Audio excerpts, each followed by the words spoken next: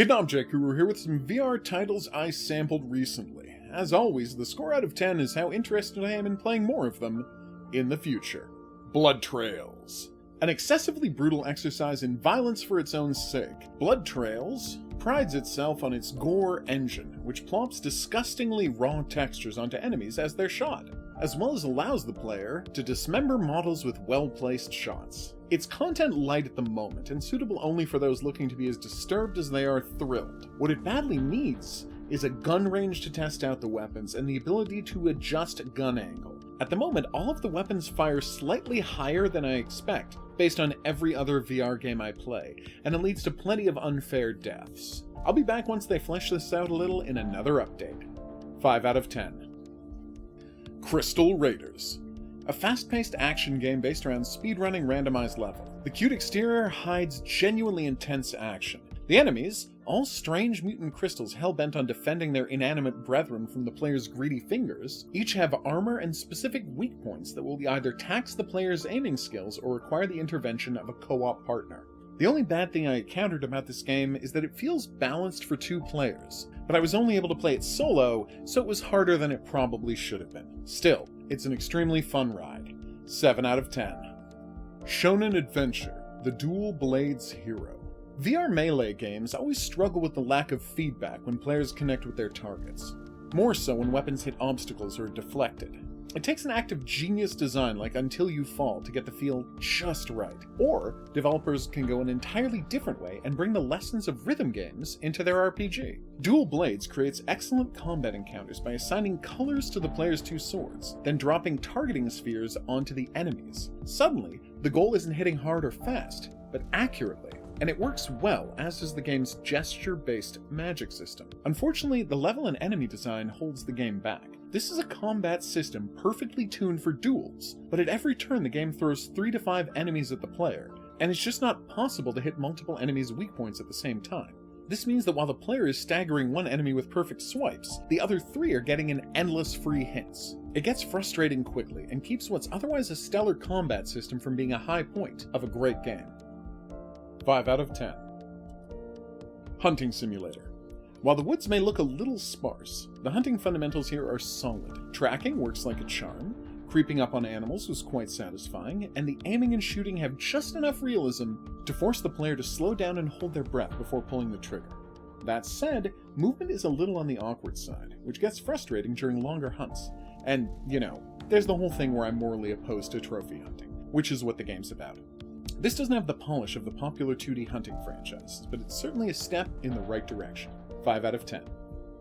Seeker, My Shadow. Basically a super cute Captain Toad knockoff. Seeker has players simultaneously controlling an ultra-adorbs magical puppy and a giant magical force that helps guide it through puzzle-filled levels. Players use their controller's thumbstick to move the pupper around, then manually manipulate the playfield, spinning it around to find new paths and operating switches to help the puppy navigate the level. It looks great, the challenges are engaging, and it has the most pleasant atmosphere I've encountered in ages. I will absolutely be finishing this game. 9 out of 10. Down and Out. This one doesn't seem to be functional at the moment. The right thumbstick is supposed to turn the player, but it doesn't work, and physically turning in a boxing game isn't really doable, since punches will likely get tangled up in the cord. The actual fighting in the tutorial is solid, but then the game stopped working again, as the spray can I was supposed to use to tag the place I'd want to fight, full stop, did not work. The game seems interesting, and I'd like to try it again, so hopefully these bugs will be ironed out sooner rather than later. 3 out of 10. Blast Beat. Ah, the kind of game that teaches you, right away, that your reflexes and stamina aren't what you thought they were. The latest physical training boxing game, this one has players punching orbs, dodging attacks, and doing a variety of rapid exercises to damage fantasy foes. It exhausted me immediately, but I was impressed by the great presentation and the challenging but fair punching trials. This might wind up being my new workout game. 8 out of 10. Gentrix. This Tetris Jenga hybrid is cute beyond belief. Players have to make rows of light-colored Jenga blocks while avoiding snapping gators that infiltrate the tower. The art is beautiful, the audience of animals is cute, and the physics of moving the pieces around the tower are rock solid. I can't imagine how difficult it must have been to get the cartoony physics just right. but the developers pulled it off, and moving pieces around the tower feels perfect. The only problem I had was with the freeze penguin mechanic, where a flying fowl will lock pieces in place until they're hit with a block of their color. Unfortunately, the throwing physics are hot garbage, and I failed to hit the penguin even once, hobbling my progress through the game.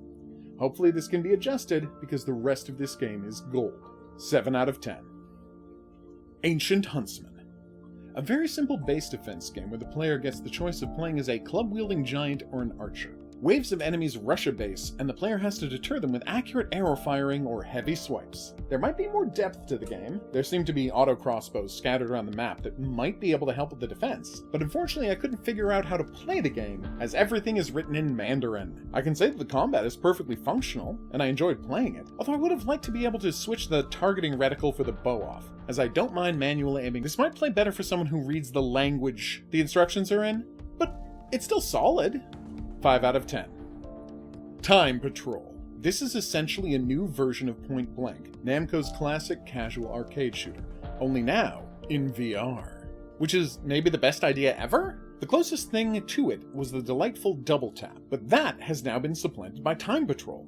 The game is broken down into bite-sized levels, where the player has to shoot specific targets quickly and accurately. It never takes more than about 20 seconds to complete a level, allowing the player to quickly move through a wide variety of situations. Shooting cans off of heads, popping pumpkins around a knife-throwing target with an innocent victim in the middle, each one is new and delightful in its own way. The game's central conceit is that the player is traveling through time, so at the start they'll be firing crossbows, then move on to 6-shooters, and so forth. The constant shifts in setting ensure that even when objectives are similar, the new visuals keep things interesting. The game's only downside? For some reason, whenever I played it, it didn't have any sound at all. But honestly, it's so good that I wasn't bothered. Although I'm sure that will be patched out very quickly. Until we actually get Point Blank VR out of Namco, this is the perfect substitute. 8 out of 10. I've been the Hidden Object Guru, thanks for watching. Special thanks go out to my patrons, Marissa, Eduardo, Joanne, and Brian. If you haven't already, please like and subscribe. I'll see you back here once I've played some more VR games, but until then I'll say that's right. Au revoir.